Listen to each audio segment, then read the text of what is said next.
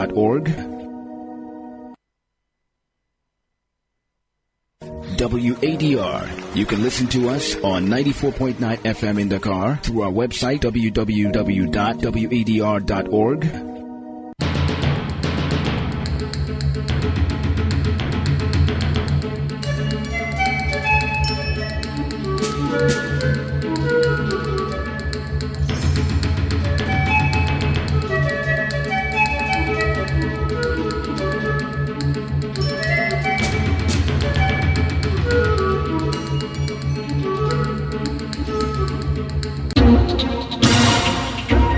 WADR, promoting dialogue. It's 6 p.m. in Dakar. Good evening and many thanks for staying tuned to West Africa Democracy Radio, broadcasting on 94.9 FM and worldwide on wadr.org. Welcome to Newslink. Here are the top stories. Senegalese former President Sall reacts to the Court of Auditors report released weeks ago. A court in Banjul orders the arrest of Manjan, a member of Jammeh's death squad accused of killings and right violations. Nigeria receives a second phase of COVID-19 action recovery program from the World Bank. And terrorists ambush a minister's convoy in Mali, killing 2 people and causing injuries to 10 others. Please stay tuned for details of these stories and more. Here is Abdullahi Hassan with Newslink. Many thanks for joining us and welcome to our listeners within and outside the sub-region. We begin in Senegal as former President Macky Sall responds to the Court of Auditors report. The document published a few weeks ago painted a picture of the economic situation in Senegal during the last term of office of the former president. In what will be Macky Sall's first reaction, he rejects the court figures and alleges manipulation. Imoradet completes the story. In an interview with Young Africa, Macky Sall dismissed all the accusations made against him out of hand. The former Senegalese head of state maintains that the Court of Auditors made a mistake in its latest report. He said, and I quote, "For example, when the French Development Agency, the Islamic Development Bank, or the African Development Bank lend us money to finance the TER, we are obliged to request bridging loans from local banks, which we repay once the disbursement has been received." End of quote. He argued that these are normal operations that the Ministry of Finance manages daily and the government is in no way involved in these matters. The Court of Auditors mixes everything up, he stated. Macky Sall also commented on Senegal's foreign debt. According to him, the Court of Auditors made a mistake in highlighting issues relating to the country's domestic debt, in particular, the loans contracted by the Treasury with local banks. He added that all the operations carried out during his last term of office were normal insofar as they enabled the country to meet current expenditure, pending the disbursement of funds from international donors such as the French Development Agency, the Islamic Development Bank, and the African Development Bank. The former Senegalese president also spoke about his future. He said, and I quote, "I have chosen to live in Morocco, just as my predecessors freely chose to go to France. Nothing prevents me from going to Senegal, and I am not ruling out returning there." End of quote. Imoradet reporting there. Meanwhile, Senegalese businessman Tahirou Sarr has been placed under a committal order following his hearing on Friday, February 28, by the investigating judges of the financial pool. He is allegedly involved in a case of suspicious transactions involving 125 billion CFA francs revealed by the National Financial Information Processing Unit (CENTIF). He is accused of fraud involving public funds and money laundering. This decision comes after parliamentarian Farba Ngom, who is also implicated in the case, was detained on Thursday. The MP and mayor of Annam in northern Senegal is charged with criminal conspiracy, fraud, and money laundering. A Gambian court has issued an arrest warrant for an alleged member of his squad under former President Yahya Jammeh. The Banjul Magistrate Court Thursday ordered the arrest of Sana Manjan, a former member of the Gambian Armed Forces who has been blamed for killings, disappearances, and torture during Yahya Jammeh's 22 years in power. WADR's Sankule Janko in Banjul reports. Called Thursday ordered for the arrest of Sana Manjang, a former member of the Gambia Armed Forces, who is alleged to have been a notorious jungler widely blamed for killings, disappearances and torture during Jammeh's 22 years in power. The court had granted a police request for Manjang to appear for trial over his alleged role with the junglers, the hit squad which took direct orders from Jammeh. It all began when Interpol's Washington branch last Tuesday requested the Gambia police force to clarify whether Manjang was still a fugitive wanted for prosecution and advised that a bench warrant be issued to that effect. The Banjul Magistrate Court's warrant was to ensure Manjang faces justice for his role in alleged crimes committed between 1994, when Jammeh came to power through a coup, and 2017, when he lost an election and fled into exile in Equatorial Guinea. Manjang was on a number of occasions adversely mentioned by witnesses testifying before Gambia's Truth and Reconciliation Commission over his alleged role in human rights violations that include torture, rape, murder and enforced disappearance. He was described by some Truth Commission witnesses as an operative whose reputation had an authority to eat. Manjang has been living in exile in the lead-up to the 2016 presidential elections, which Jammeh lost to current President Adama Barrow. Sankule Janko reporting there. In Mali, the convoy of the Minister of Sanitation was ambushed by armed assailants on the Kati-Soriboko axis near the capital Bamako on Thursday morning. Preliminary reports confirmed 2 deaths and 10 injuries. The minister's vehicle was caught in the crossfire, though the minister's current condition remains undisclosed. Authorities confirmed 2 vehicles sustained damage and stated that investigations are ongoing to determine the final toll. A military source attributed the attack to GSIM fighters who allegedly claimed responsibility for an earlier explosive device assault on Malian forces in the same area. This marks the second such incident within a month. On February 13th, the convoy of Higher Education Minister Burema Kansaya was attacked by armed militants near Niena in the Sikaso region, leaving 4 gendarmes wounded.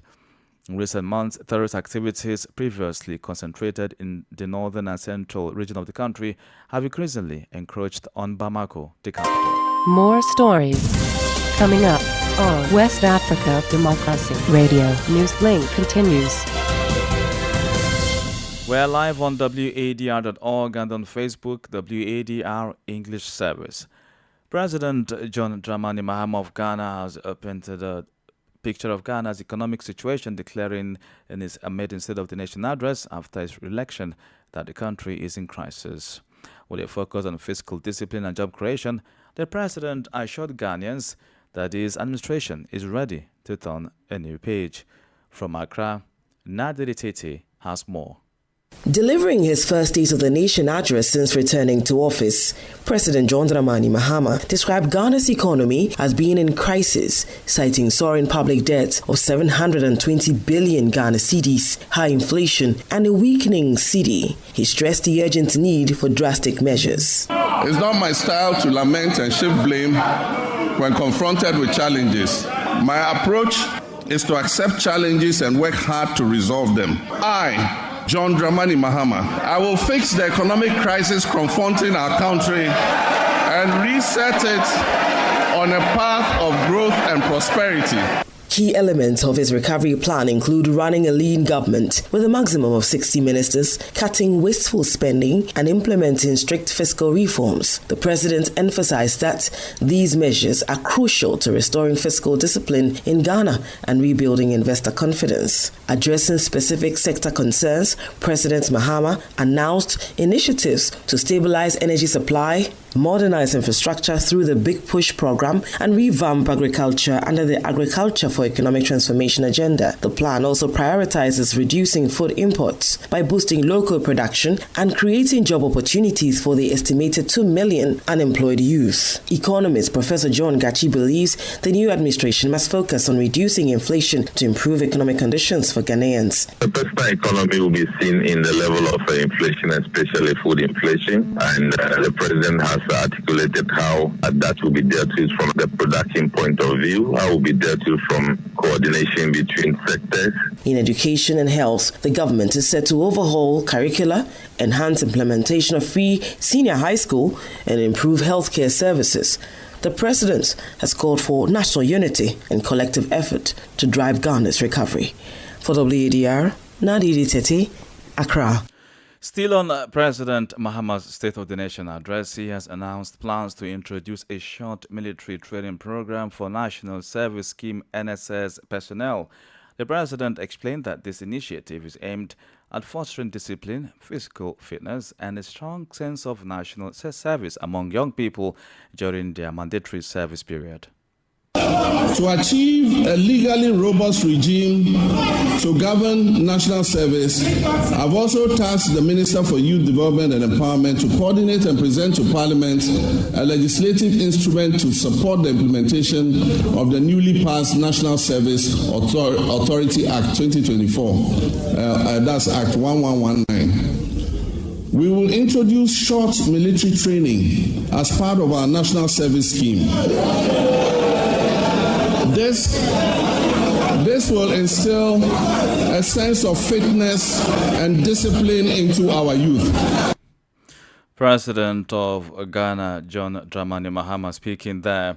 Now away from that country, calm has been restored in Guinea-Bissau after the opposition on Thursday called for a demonstration to demand the immediate departure of President Umaru Sissoco Embalo. According to the opposition, the mandate of the president ended on Thursday. But Embalo, who believes that his mandate ends next September, intends to remain as the head of state until the next elections are held in November. Although there is an ECOWAS mission in the country, the opposition says it no longer recognizes the legitimacy of Embalo's regime. To some development issues, the World Bank has approved additional funding for the second phase of Nigeria's COVID-19 Action Recovery and Economic Stimulus program, now renamed as the Nigeria Community Action for Resilience and Economic Stimulus. The program, which aims to support farmers and vulnerable communities, is expected to commence in June this year. From Abuja, Usman Umar reports. The approval follows a request from the Nigerian government to sustain the initiative, which was initially launched in response to the economic disruptions caused by the COVID-19 pandemic. The FCT Fadama Cares, a key component of the program, has been instrumental in supporting smallholder farmers and strengthening the food supply chain. Speaking at a training event for field enumerators in Abuja, Lawan Gaidam, Mandate Secretary of the FCT Agriculture and Rural Development Secretariat, highlighted the achievements of the first phase. Under the NG Cares 1.0, FCD Fadama Cares has successfully disbursed grants to 12,423 individual beneficiaries from 131 Farmers Community Associations across the FCD. As the first phase nears completion, the World Bank has recommended an implementation completion report to assess the program's impact and identify areas for improvement. The acting FCT Fadama Cares coordinator, Husseini Ilyasu, reaffirmed the team's commitment to ensuring a smooth transition into the second phase. The team from Fadama is doing very well because mostly if we send for data requests as requested from the World Bank for the support. FCT Fadama is one of the first to submit.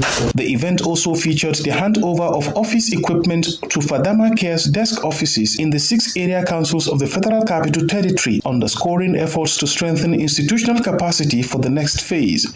With the launch of NG Cares 2.0, Nigeria is poised to further bolster its agricultural resilience and economic recovery, ensuring continued support for farmers affected by the lingering effects of the pandemic.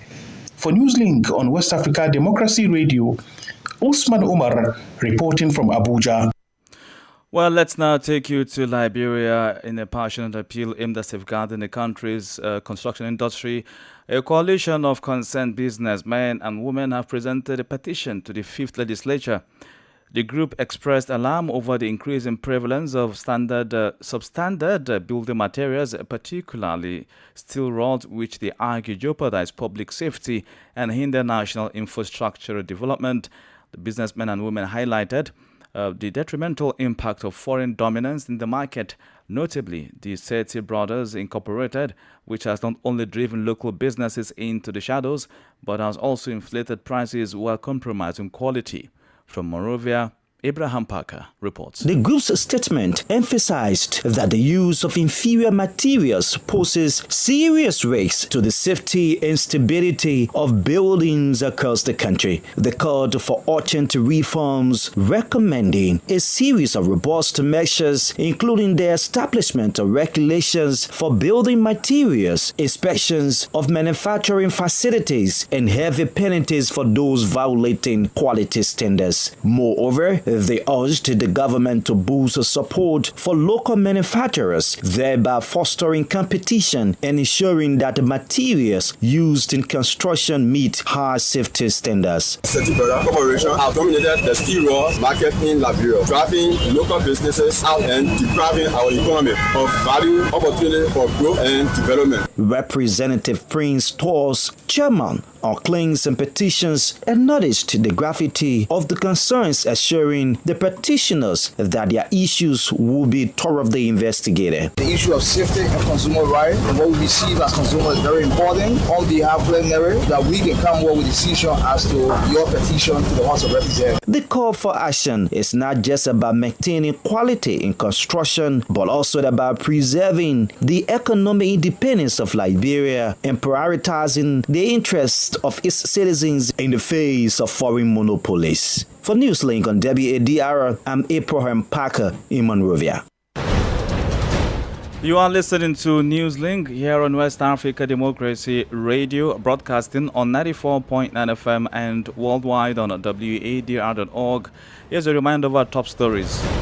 Senegalese former President Sall reacts to the Court of Auditors report released weeks ago. A court in Banjul orders the arrest of Manjan, a member of Jammeh's death squad accused of killings and rights violations. Nigeria received second phase of COVID-19 Action Recovery Program from the World Bank. And a terrorist ambush a minister's convoy in Mali, killing 2 people and causing injuries to 10 others. Stay with us for the guest interview and sports news. West Africa Democracy Radio. It's you speaking. Remember, we are live on wadr.org. Well, let's take time to bring you this special report about the effectiveness of the international aid community precisely in the Sahel region. In Mali, since the second coup d'etat in 2021, some foreign powers have reduced or even suspended their aid to the country. The aid, whether project-funded or humanitarian, is of vital importance to thousands of people in difficult circumstances. However, the misappropriation of allocated funds is hampering its effectiveness. The Malian authorities, aware of the impact it could have taken initiatives to meet the needs of communities.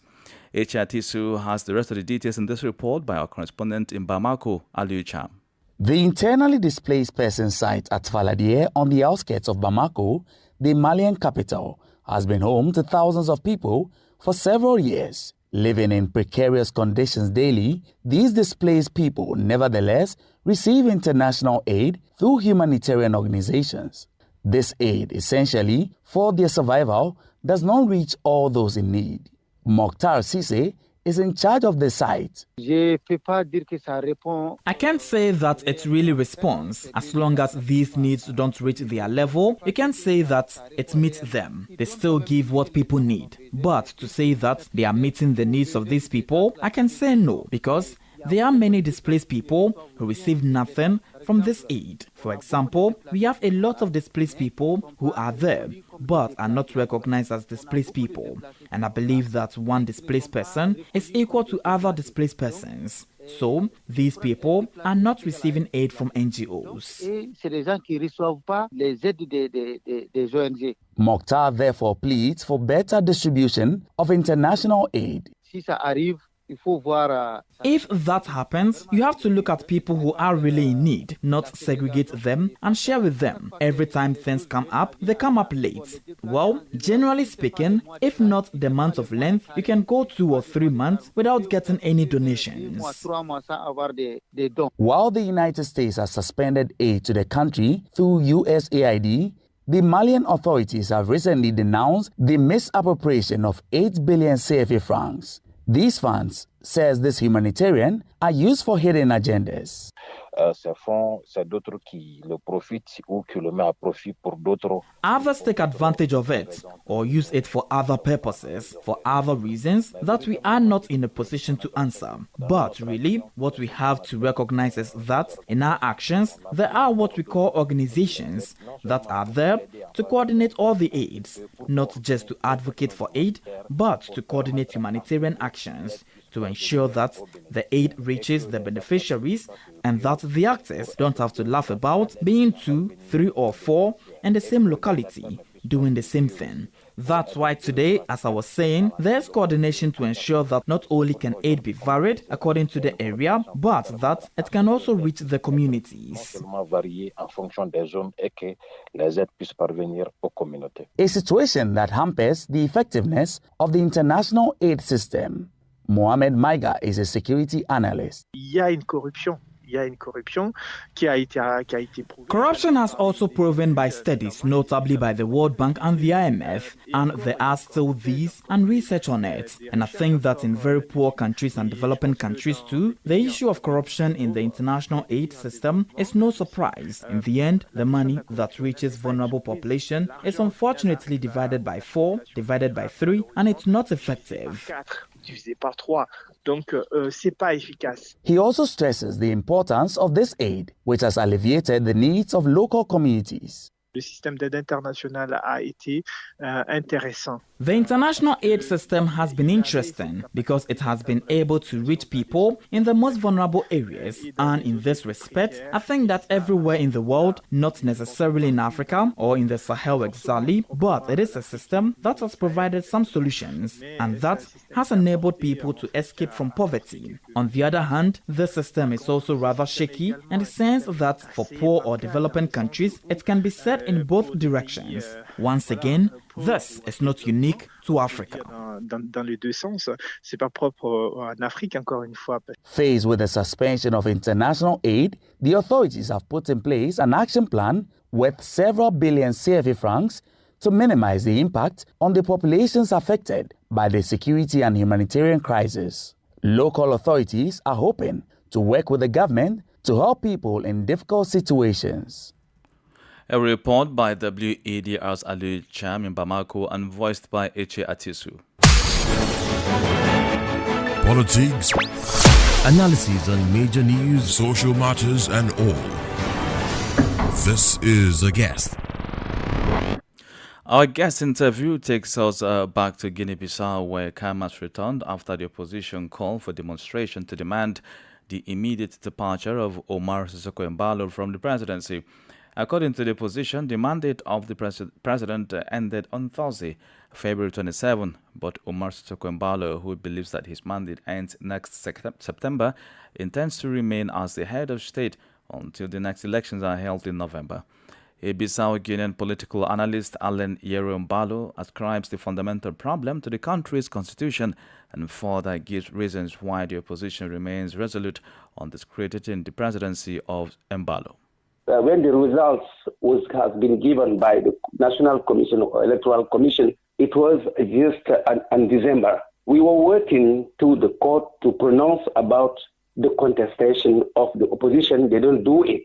And so what we fear is that they change the election or try to just cancel the elections, the results or the turnover of the election to repeat again, which the international community and those who just support financially the election was not agreed on a fact. And so Mbalo symbolically occupied, and there has been sworn on the 27th of February. It was 2020. So for the opposition, that recognized only his victory on September 2020. They say, okay, have he sworn in on the 27th of February? So the Article 66 said that the mandate of the head of state is 5 years, so he completed the 5 years on February 27th. This is the problem we have. It is very clear that the opposition is very well aware of the lapses, and in fact that Embalo was sworn in on February 27th, but the Supreme Court only declared his victory on September 20, 2020, meaning his time begins and ends in September. Why is opposition clinging to the argument that Embalo's term has come to an end? I think that this lack of intellectual honesty, because all of them are a part of what the Constitution said, the fight for power. None of them don't want to lose it. The PIGC always think that is coming from the movement that liberated the country and have a right, at least, to be inside the management of the country or even lead the political actions of the country. This is the main problem we are facing. And if people didn't be really very patriotic and consider that Guinea is on the first way and work on that frame, will always be in this condition. Even the mission of ECOWAS mission that came is only the contact mission to see what's going on, to see by their own eyes, by hearing the different actors of our political system, and then to report it. But even that, we have a lot of problems. Well, so this is not the first time an ECOWAS delegation has arrived in Guinea-Bissau to resolve this particular crisis, because, like you said, in 2019, there was a similar incident. They came and left, and the situation was unresolved, and they are back again this time. But if anything, Mr. Embalo, two things stand here. That elections need to be held for a new government to be ushered in, but also Guinea-Bissau needs to prepare for a constitutional review. Yeah, of course. Because the election is not the solution for us. We have to review this constitution, which is full of mistakes. Since 1991, this constitution was not reviewed. And the context we are living now need that this constitution to be reviewed. In I think it was in May 2020, Embalos make a proposition to create conditions to review this constitution. So we will pass from the parliamentary system to a presidential one. But the PIGC will get the majority of the parliament, refuse it. A Bissau Guinean political analyst, Ellen Embalo, speaking there. Up next is Sport News with Sankule Janko.